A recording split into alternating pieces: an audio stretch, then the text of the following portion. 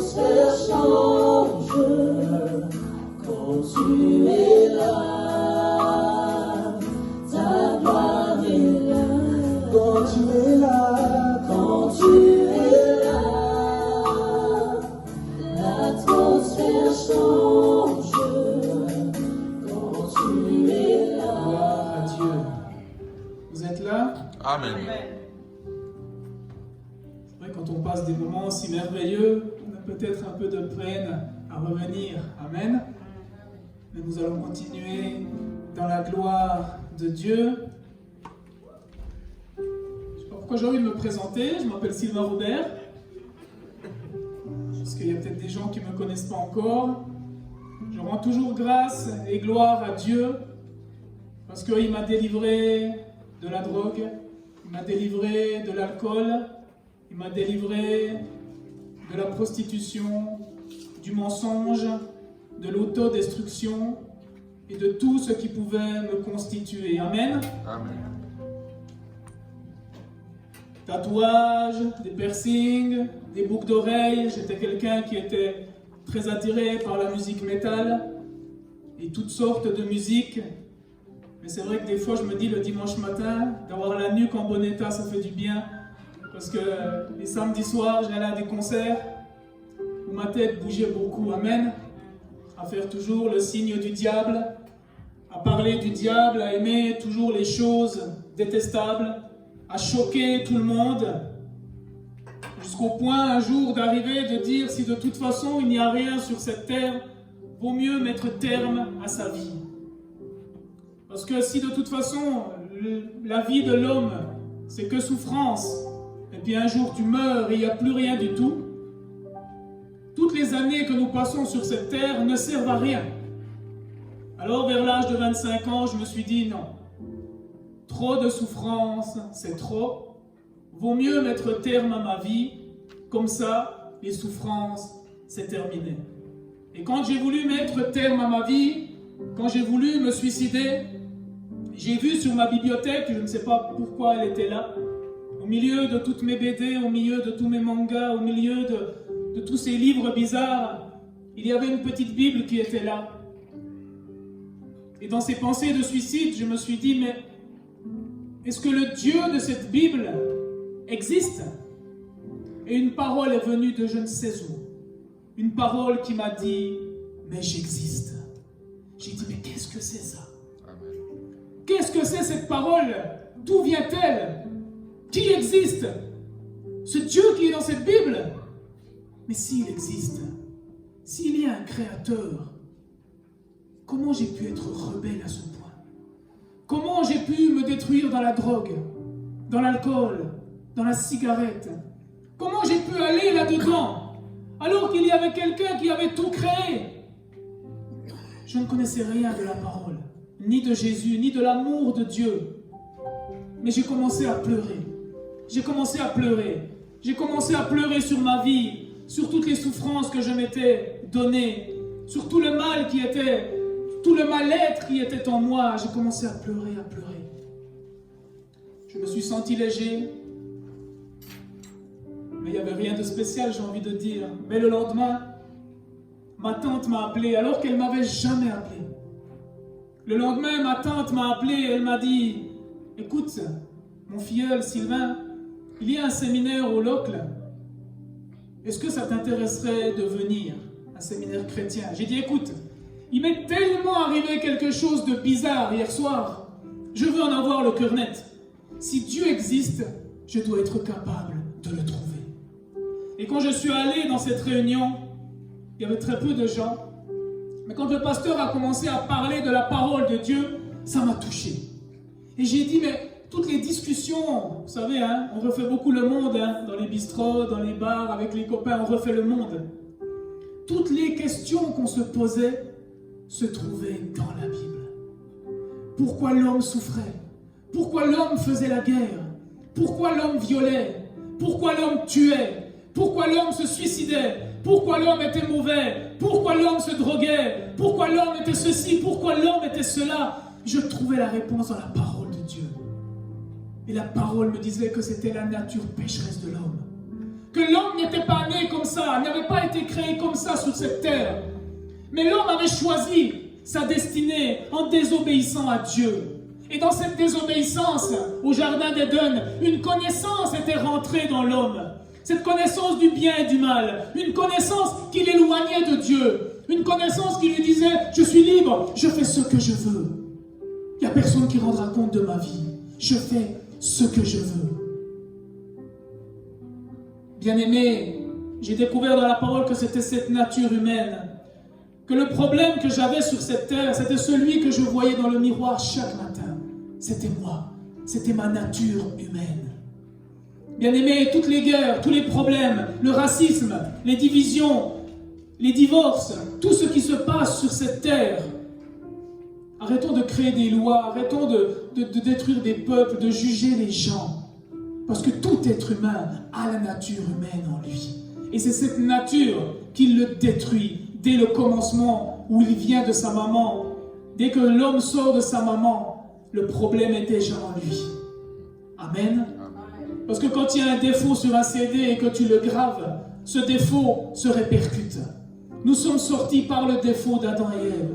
Nous sommes sortis par la désobéissance d'Adam et Ève. C'est pour cela que le monde est dans cette situation. Amen. Mais bien aimé, par la grâce de Dieu, nous avons découvert que quelqu'un avait payé le prix à notre place. Quelqu'un avait porté nos péchés, notre nature humaine, notre désobéissance, le chemin que nous avions choisi d'emprunter et qui nous conduisait à la mort éternelle. Quelqu'un l'avait porté à notre place. Cette personne, c'est Jésus. Amen. Jésus a tout porté. Amen. Alors la parole m'a dit, mais si tu t'identifies à Jésus, toute la nature humaine, tout ce qui t'a détruit dans l'alcool, dans la drogue, dans tout ce que tu faisais, tu as la possibilité de déposer ta nature à la croix de Golgotha. Parce que Jésus a souffert pour prendre ta nature humaine. Il a été condamné à ta place parce que tu devais mourir. Mais Dieu n'a pas voulu que tu meures. Il a fait retomber sa colère sur Jésus. Il a fait retomber le jugement qui était pour toi sur Jésus-Christ. Et si tu t'identifies à lui, toute ta condamnation s'en va. Amen. Amen. Christ est allé dans le tombeau, il est mort à notre place. Il est allé en enfer à notre place. Et il a récupéré ce qu'on avait perdu. L'autorité sur cette terre. L'autorité de nos vies. Amen. Bien-aimés, nous devons comprendre quelque chose. La vie chrétienne, ce n'est pas juste une religion parmi tant d'autres. La vie chrétienne a deux spécificités qu'aucune religion a. Un, c'est Jésus-Christ. Amen. Dans aucune religion, un homme a payé pour l'humanité. Dans aucune religion, un homme a porté tous nos péchés et tous les malheurs, tout ce qui se passe sur cette terre a été porté par un homme. Amen. C'est ça la différence de la vie chrétienne. Il nous a libérés de l'humanité. Il nous a libérés de nous-mêmes. Et de deux, c'est là que nous allons nous attarder. C'est cette eau vive. C'est le Saint-Esprit. Amen. La grosse différence maintenant que le chrétien doit comprendre, une fois qu'il est passé à travers Jésus-Christ de Nazareth, c'est le Saint-Esprit. Le Saint-Esprit amène toute la différence entre la religion et la vie. Amen. Les églises sont devenues des églises sentimentales, des églises émotionnelles, des églises qui travaillent avec leurs pensées non renouvelées. C'est devenu des clubs, là où les gens se rassemblent, là où j'ai ma famille, là où j'ai ceci, là où j'ai cela. Mais ce n'est pas ça, bien-aimé. Quand nous sommes sauvés, nous devenons des membres d'un corps. Amen. Les membres du corps du Christ. Mais si Christ est esprit, nous devons devenir des membres spirituels, des membres esprits. Et c'est pour cela que le Saint-Esprit vient jouer son rôle dans nos vies. Amen.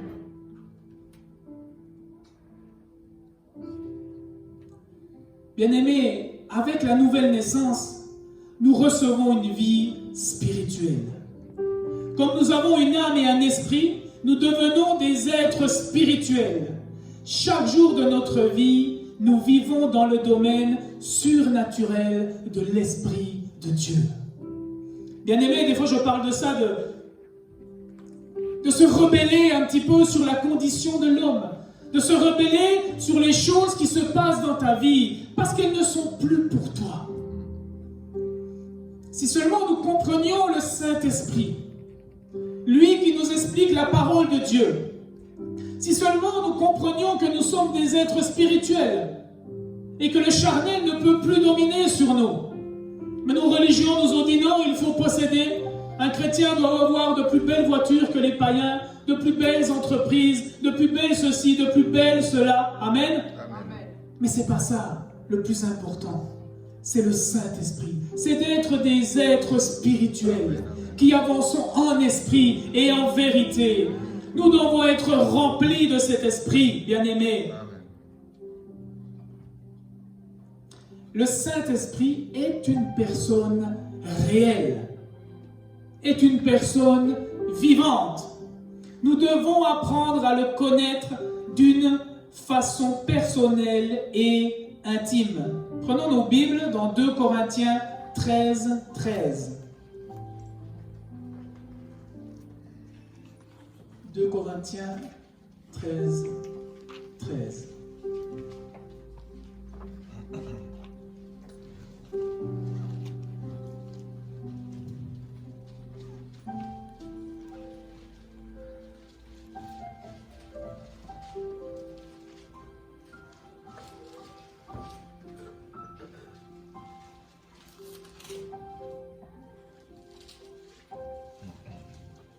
Tu l'as trouvé?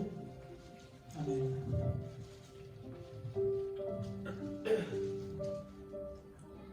Que la grâce du Seigneur Jésus-Christ, l'amour de Dieu et la communication du Saint-Esprit soient avec vous tous. Amen. Amen. La communion du Saint-Esprit soit avec vous tous. Que la grâce du Seigneur Jésus, qui est l'amour de Dieu, nous voyons Dieu, Jésus, et nous voyons le Saint-Esprit. Et c'est en communion que nous devons être avec le Saint-Esprit. Es-tu en communion avec le Saint-Esprit? Es-tu en communication avec le Saint-Esprit? Bien-aimés, le Saint-Esprit veut nous amener une nouvelle façon de vivre. L'enseignement va être assez court car on va prendre aussi un temps de prière. Je demanderai au groupe de louanges de venir après. Nous allons vraiment passer ce temps où nous allons encore réclamer la présence du Saint-Esprit. Nous allons réclamer de savoir comment opérer avec lui, de savoir comment vivre avec lui. Une nouvelle façon de vivre, car oui, c'est pour ça que j'ai introduit aussi par mon témoignage. Nous comprenions que ce que nous étions était totalement à l'inverse de Dieu. La nature humaine, tout ce que nous avons vu à la télé, dans les livres, la musique que nous avons écoutée, les discussions que nous avons faites, notre éducation, était tout fait pour nous éloigner de Dieu. Amen. Amen. Toutes ces choses étaient mises en place parce que le diable ne veut pas que nous soyons en communion avec Dieu. Il a créé plein de religions parce que l'homme a une soif spirituelle. Et le diable essaye de l'assouvir par des religions, par des principes, le culte des anges, les tarots, la magie, les gris-gris, la puissance, les ceci, les cela. Le diable essaie de rassasier l'homme, mais ce ne sont que des mensonges. Bien-aimés, on a une ancienne façon de vivre qui doit être entièrement renouvelée par le Saint-Esprit. Amen. Amen. Le Saint-Esprit doit renouveler ta vie. Sinon, tu vivras, je le dis souvent, une vie chrétienne frustrée. Tout ce que tu parcourras dans la Bible ne s'appliquera pas dans ta vie, parce qu'elle ne s'applique seulement par la révélation du Saint-Esprit. Elle ne s'applique seulement par l'aide du Saint-Esprit. Le don du Saint-Esprit sont les fondements pour les croyants qui sont remplis d'une nouvelle façon de vivre. Telle Pierre qui sortit du bateau pour marcher sur les eaux à la rencontre de Jésus. Nous devons sortir de notre léthargie du confort naturel afin de marcher sur les eaux spirituelles. Nous sommes appelés à vivre dans l'esprit. Amen. Amen. Nous devons sortir. Quelle est cette folie pour un homme, Pierre, de marcher sur Mais tu verras que dans la Bible, il y a plein de folies pareilles. Comment toi, qui prie et qui guérit un paralytique, tu vas dire, mais où est la logique? Mais par le Saint-Esprit, c'est possible. Bien-aimé, tu dois sortir de ta léthargie du confort. Oh, tant que j'ai du travail, tant que j'ai des amis, tant que j'ai à manger, tant que j'ai en toi, tout va bien, je suis sauvé, j'ai Jésus. Amen. Mais tu n'as pas envie de plus. Tu n'as pas envie de vivre la parole de Dieu. Quand il y a des problèmes, tu ne veux pas que le Saint-Esprit vienne te dire la solution de tes problèmes. J'ai aimé ce matin, j'écoutais encore Mamadou Karamberi, qui disait, vous savez, on expose beaucoup de problèmes à Dieu et on veut que Dieu nous réponde. Dieu ne répond pas à nos problèmes. Il répond à sa parole. Amen. Amen. Amen. Dieu répond à sa parole. Amen. Il ne répond à rien d'autre. Tu peux pleurer sur ta vie, tu peux questionner qui je suis, où je vais, mais c'est dans la parole qu'est marqué qui tu es. Amen. C'est pas ailleurs. Amen. Bien-aimé, je dis, avec ce que j'ai lu cette semaine, je ne suis plus la personne que j'étais dimanche passé. Amen. Amen. Chaque fois que j'ai une révélation, je grimpe. Chaque fois que j'ai une révélation, je grimpe. Je grimpe. Je grimpe. Alléluia. Amen. Je ne veux pas rester le même. J'ai soif de l'Esprit de Dieu et de voir sa main dans ma vie. Ça ne me suffit plus d'avoir la révélation que Jésus est le Christ et que je suis sauvé à travers lui. Je veux vivre tout ce que les apôtres ont fait. Je veux vivre cette église glorieuse. Je veux voir les dons se manifester en vous. La Bible dit de prier les uns pour les autres, mais pourquoi on ne le fait pas? Parce qu'on n'a pas pris conscience de qui on est. On a chanté dimanche passé, je sais qui je suis. Mais est-ce que vraiment tu sais qui tu es? Est-ce que tu le sais? Est-ce que tu sais qu'en toi il y a des sources de vie inépuisables? Est-ce que tu sais que le feu de Dieu ne peut jamais s'épuiser en toi? Amen. C'est pas parce que tu es fatigué que la puissance de Dieu ne marche pas. C'est pas parce que tu n'as pas d'intelligence que la puissance de Dieu ne marche pas. C'est pas parce que tu es faible que la guérison n'est pas dans tes mains. Tout est contenu en toi. Mais tu ne te connais pas. Pourquoi on ne prêche plus le Saint-Esprit et la vie de l'Esprit? Parce que le diable est venu faucher toutes les églises. Bien-aimé, qu'on puisse se souvenir de ce jour, de tous les jours où on parle du Saint-Esprit, où on parle d'une église glorieuse, afin qu'un jour, on ne retourne pas en arrière, mais qu'on aille toujours de l'avant. Toujours de l'avant. Il ne faut pas regarder derrière. Quelqu'un qui est dans les champs et qui regarde derrière va commencer à gâcher son champ. Mais celui qui regarde toujours à Jésus-Christ de Nazareth marchera de gloire en gloire. Bien-aimé, tu dois avoir soif de toi. Ce n'est pas des années qui vont faire dans la foi. C'est la connaissance que tu prends. Bien-aimé, la connaissance de la parole par la foi t'amènera très loin. Amen. Tu es frustré parce que tu as suivi des pasteurs. Tu as suivi des enseignements. Tu as suivi des fausses doctrines. Tu es toujours sur YouTube à suivre. Tu es toujours à lire des livres chrétiens. Mais tu ne vas jamais à la source de tout ça, la parole de Dieu. Tous les prédicateurs de YouTube ont une source, c'est la parole de Dieu. Tous les livres chrétiens ont une source, c'est la parole de Dieu.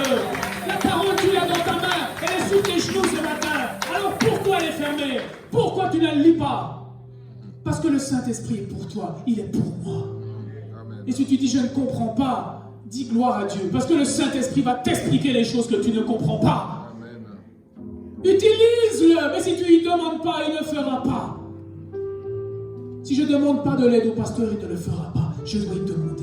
Si tu ne demandes pas au Saint-Esprit, il ne viendra pas.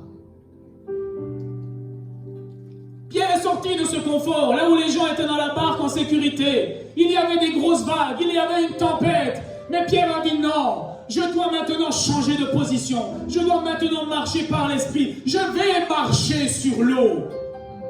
Et il a marché. Nous sommes appelés à vivre dans l'esprit et plus dans le naturel. 1 Samuel 10 au verset 6.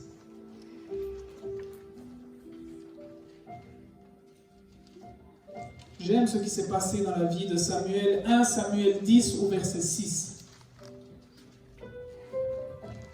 Avançons.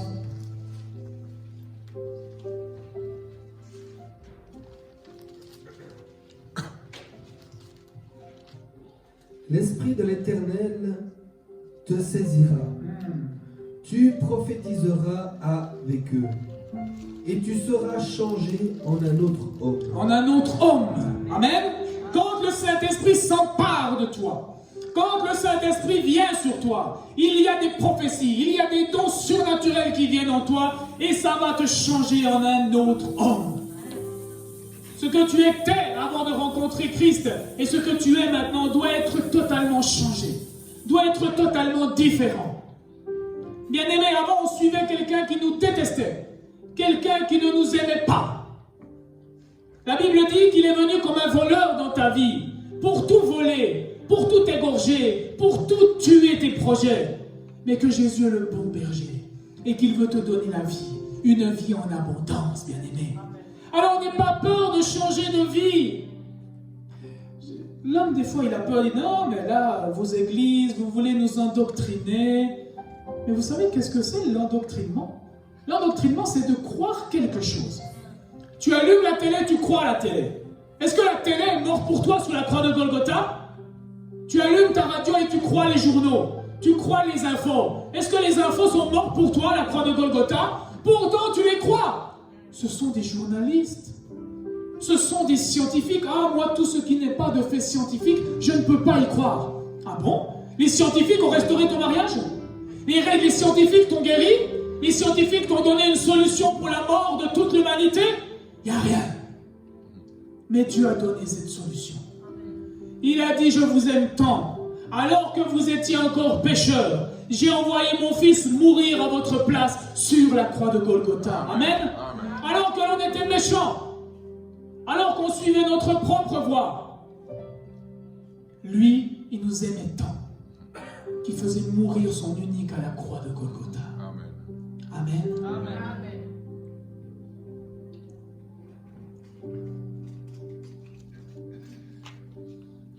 J'essaie de passer, nous allons avancer.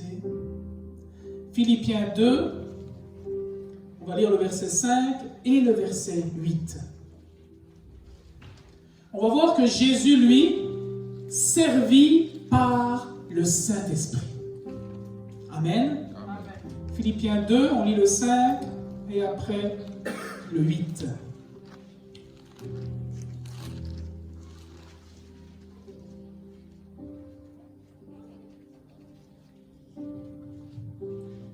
Ayant vous les sentiments qui étaient en Jésus-Christ.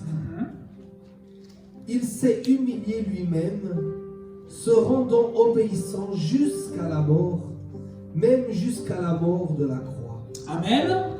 D'après ces deux versets, Jésus s'humilia lui-même et vint en tant qu'homme sur la terre. Il abandonna temporairement ses droits et privilèges en tant que Dieu et vécut sur la terre comme un simple homme. Il n'eut pas de miracle durant les 30 premières années de sa vie. Quand Jean le baptisa, ça vous pouvez lire, c'est dans Marc 1, versets 10 à 11, le Saint-Esprit vint sur lui. Les miracles commencèrent immédiatement dans son ministère. Amen. Amen. Au moment, dans Marc 1, 10, au moment où sortit de l'eau, il vit les cieux s'ouvrir et l'Esprit descendre sur lui comme une colombe. Amen. Amen. Quand le Saint-Esprit est venu, c'est là que les miracles et les prodiges ont commencé. Bien-aimé, quand tu auras conscience du Saint-Esprit, quand tu appelleras que le Saint-Esprit te remplisse, tu verras que ta vie ne sera plus la même. Elle sera accompagnée de prodiges et de miracles. Amen. Amen. Jésus, notre exemple, loin du Saint-Esprit, commença à opérer dans les dons surnaturels du Saint-Esprit. On va voir, c'est dans Luc 4, 18. Je vous demande vraiment, quand on va lire Luc 4, 18, de vous approprier ce verset, de recevoir ce verset. Parce que tel qu'est Christ, tel que nous sommes maintenant sur cette terre. l'Esprit du Seigneur est sur moi. Sur toi. Parce qu'il m'a oint pour annoncer une bonne nouvelle aux pauvres. Il m'a envoyé pour guérir ceux qui ont le cœur brisé. Pour proclamer aux captifs la délivrance. Aux aveugles le recouvrement de la vue.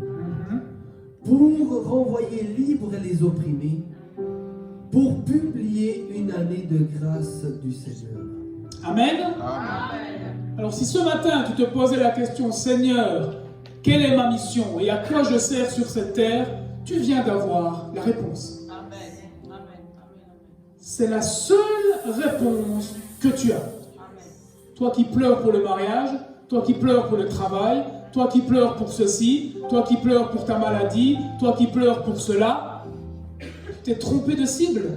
L'Esprit du Seigneur est sur toi. Il t'a oint pour guérir ceux qui ont le cœur brisé, pour que tu annonces la bonne nouvelle aux pauvres. Il t'a envoyé pour délivrer les captifs et que les aveugles recouvrent la vie, pour envoyer libres les opprimés. Amen.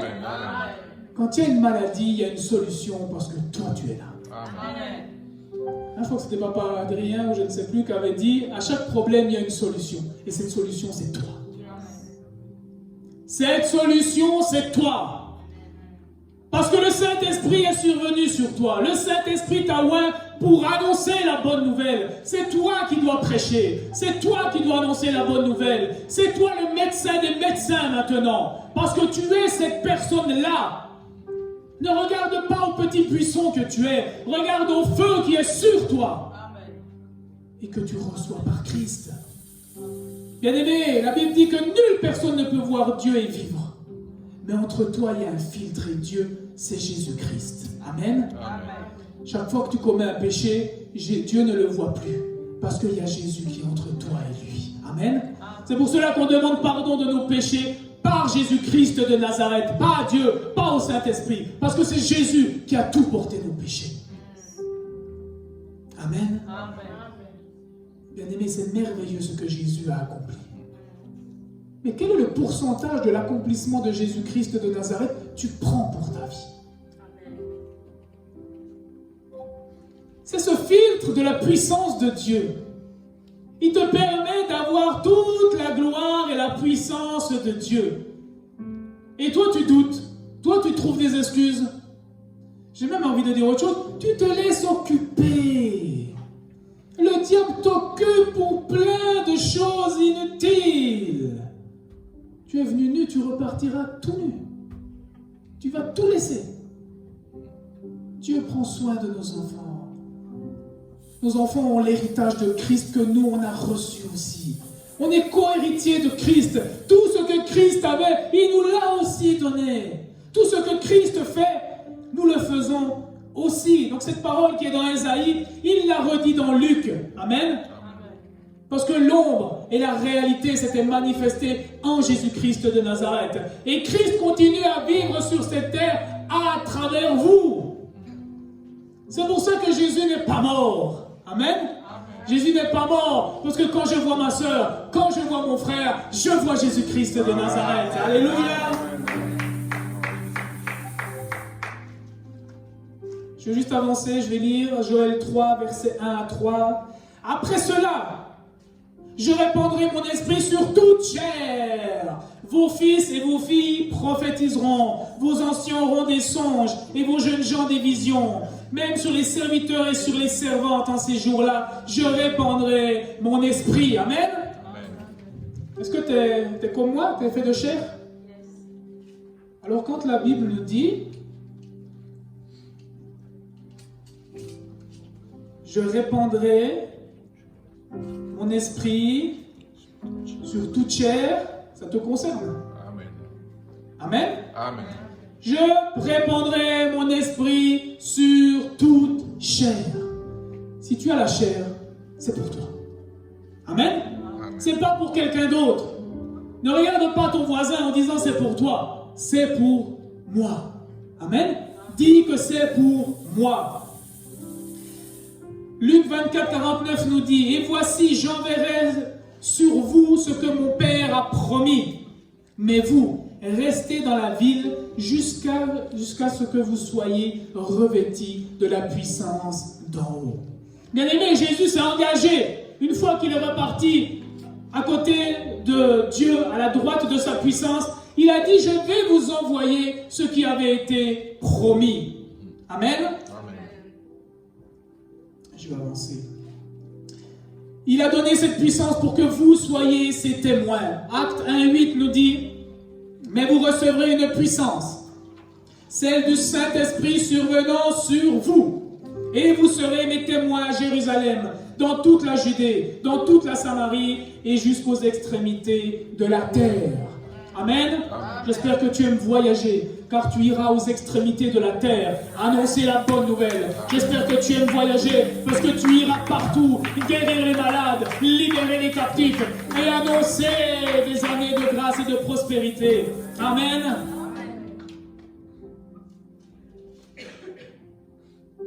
Ces miracles de la bouche, bien aimés.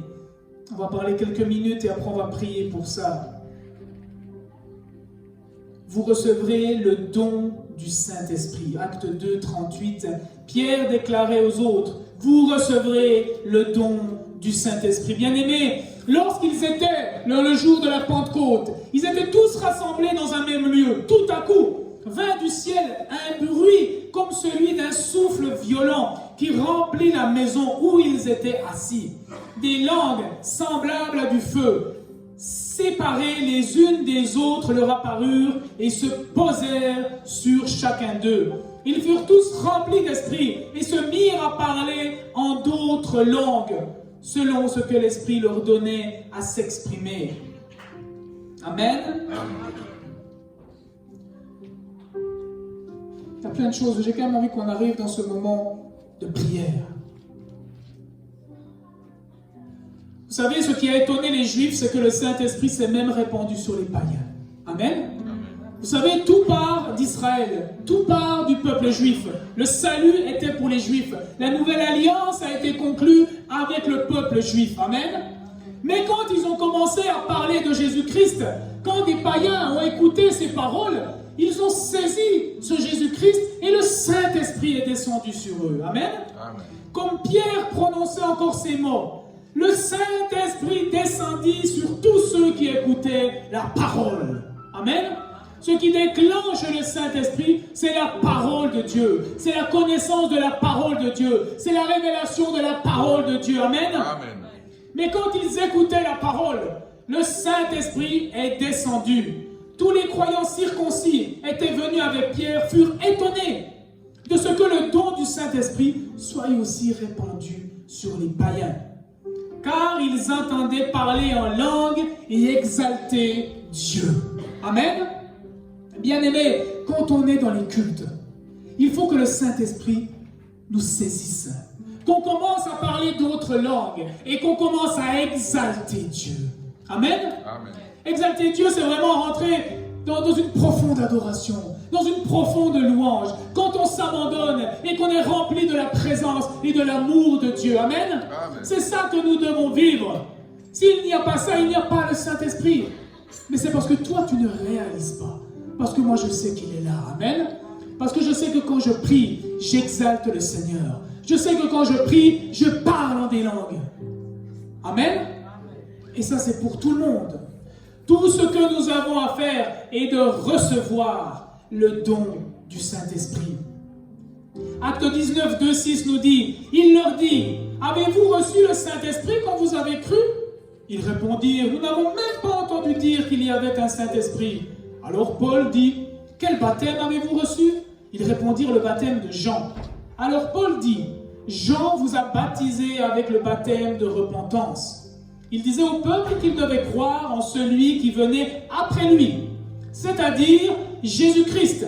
Sur ces paroles, ils furent baptisés au nom du Seigneur Jésus-Christ.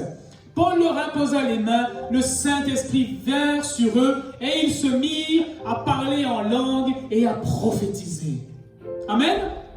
C'est pour cela que ce matin, je ne veux pas que vous restiez dans l'ignorance. Le Saint-Esprit est pour tout le monde.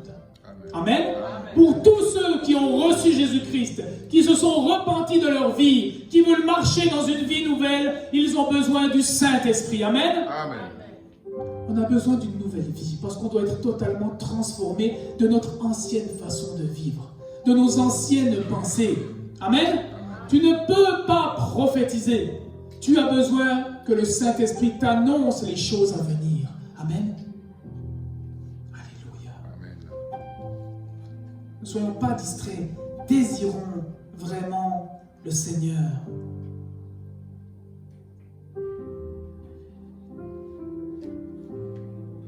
Oui, alors on va quand même parler de ça. Nous devons croire en la parole de Dieu et prier dans l'Esprit. Bien-aimés, nous n'arrivons pas à prier longtemps et nous ne savons pas quoi prier parce que nous ne laissons pas le Saint-Esprit agir en nous. Amen.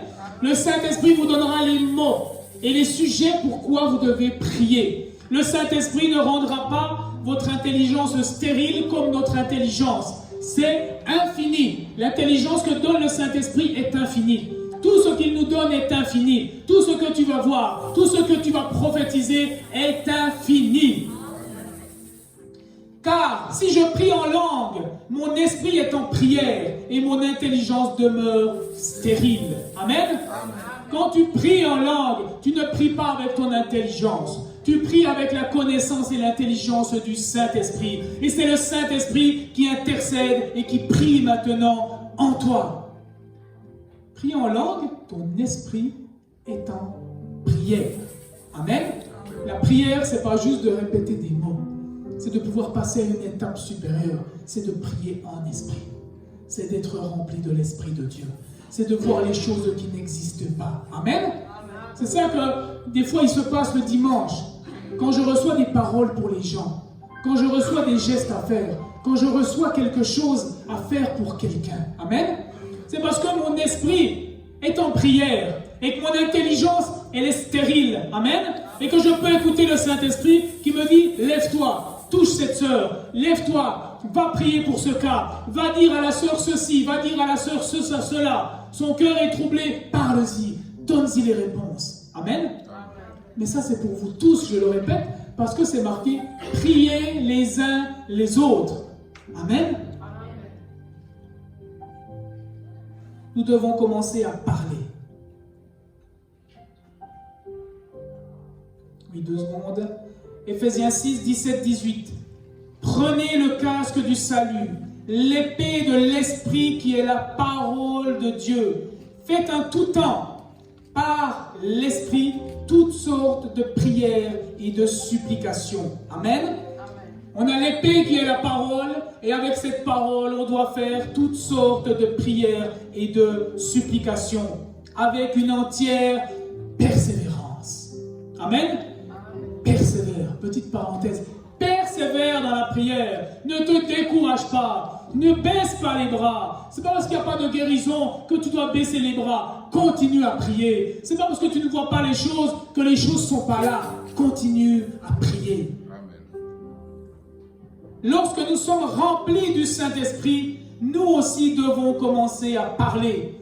Non pas notre propre langue, mais en d'autres langues. Amen. Amen.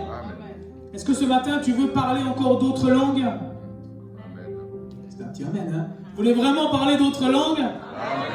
Ils furent tous remplis du Saint-Esprit et commencèrent à parler en langue, selon ce que l'Esprit leur donnait à s'exprimer. Amen.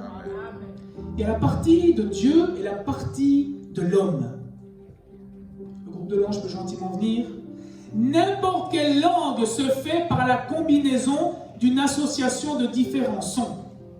Si comme au jour de la Pentecôte, le Saint-Esprit veut nous donner la permission d'une inspiration vocale, nous devons commencer à parler, mais quand en utilisant le langage que nous connaissons, mais tel que le faisaient les premiers croyants en commençant à exprimer ouvertement des sons. Amen. Vous voyez que le parler en langue, c'est des sons. Amen. Nous allons rentrer là-dedans. Nous allons commencer à prier. Tu vas commencer à demander au Saint-Esprit. Ceux qui prient déjà en langue peuvent aussi accompagner en priant en langue. Bien-aimés, la part de Dieu et la part de l'homme. Si tu sens qu'il y a un son qui monte en toi, si tu sens qu'il y a quelque chose qui monte en toi, laisse-le s'exprimer. Dès que nous avons dirigé nos yeux sur Jésus, ayant demandé et obtenu le baptême du Saint-Esprit par notre foi, nous devons commencer à parler. Amen. C'est une question de foi. Fermons nos yeux. Restons concentrés. On va fermer nos yeux.